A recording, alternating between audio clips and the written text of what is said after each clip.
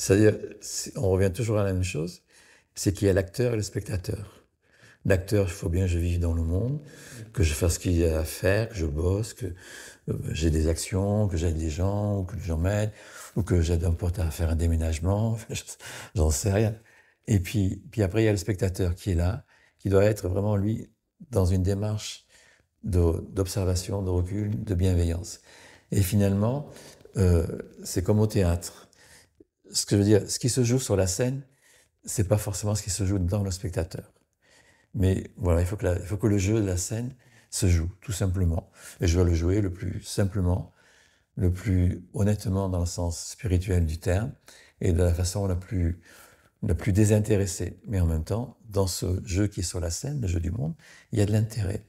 C'est le spectateur qui doit être en recul, il ne doit pas être concerné ou, ou envahi par l'intérêt. Le spectateur que je suis, mon âme, le soi, peu importe les termes, on s'en fout, on regarde l'acteur et est bienveillant vis-à-vis de l'acteur. Il se rend bien compte que l'acteur, il faut bien qu'il soit acteur. Mais que lui, donc mon âme, mon soi, moi, je dois... Voilà, ce qui se fait sur la scène, c'est pas moi. C'est qu'une part de moi. C'est comme l'ego, la personnalité. L'ego, la personnalité, j'en ai besoin pour communiquer, pour échanger, pour avoir des projets, etc., etc. Mais je suis pas cet ego. Il y a aussi autre chose qui est beaucoup plus vaste que lui. C'est juste un peu comme une interface où c'est le Windows, ou je sais pas comment c'est chez Mac. C'est ça, c'est l'OS, l'iOS. Mais c'est pas moi, voilà. C'est un instrument qui me sert à ça. Mais dans la conscience de ce que je suis autre chose. C'est tout le jeu d'une recherche de vie, de la vie en fait. Après, on appelle ça recherche spirituelle. Après, on appelle ça méthode, peu importe, on s'en fout. Donc le spectateur, c'est quand même lui qui devrait décider. Et Oui, ou pas forcément. Des fois, il n'a pas à décider. C'est ambigu. C'est ambigu. Tout vient du spectateur, de la conscience. Et en fait, qui projette sur la scène du monde ce qu'il veut et qui va se réaliser. Et il observe en fait tout ce qu'il voulait en train de se réaliser sur la scène du monde. Alors, de ce point de vue-là, il est actif. Mais d'un autre point de vue, mais en même temps, il est aussi passif. Parce qu'il est l'observateur. Il n'y a pas de dichotomie, il n'y a pas de différence entre l'acteur et le spectateur. Je parle au niveau de l'humain, évidemment. Donc je dois arriver à saisir ça, qu'en fait, je peux être en train de m'observer, en train de réaliser mes pensées. Mais en même temps, c'est un champ de ce que je suis. C'est pas la globalité de ce que je suis. J'ai besoin de cet espace-là, de la scène, j'ai besoin de la scène pour bouger, pour exister, pour savoir plein de choses, pour gagner ma vie, voilà, pour être avec les uns, avec les autres. C'est comme une scène immense où il y a tous les gens de mon quartier, de mon village.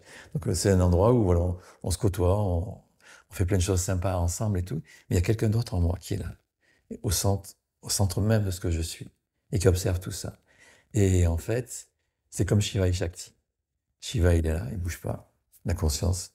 Et Shakti, elle bouge, elle s'agite, elle fait le monde, etc., etc. Mais l'un ne peut pas aller sans l'autre. C'est ce qui est le plus difficile à comprendre et à saisir dans la vie, dans la démarche spirituelle, dans la vie. C'est que je suis autant ce mouvement que cette immobilité. Je sens autant cette consommation que cette ascèse. Voilà. Et arriver à trouver le juste milieu. Ce qui fait qu'en fait, il n'y a plus d'opposition. Et que je comprends qu'en fait, consommer, pas consommer, je m'en fous. Être sur la scène, pas y être, je m'en fous. Peu importe. Il y a simplement le soi, je suis. Voilà. Et le je suis, il embrasse tout. Tout le monde peut-être aussi. Et du coup, est-ce qu'on peut dire que ça peut être cette conciliation, on va dire, elle peut être aidée ou enfin, elle peut arriver par le fait justement, par rapport à ce que tu disais au début, d'être dans quelque chose qui est juste pour moi? Ouais. C'est le plus important. Donc à partir du moment où je suis dans quelque chose qui est juste pour moi, Oui. naturellement, le jeu va s'équilibrer.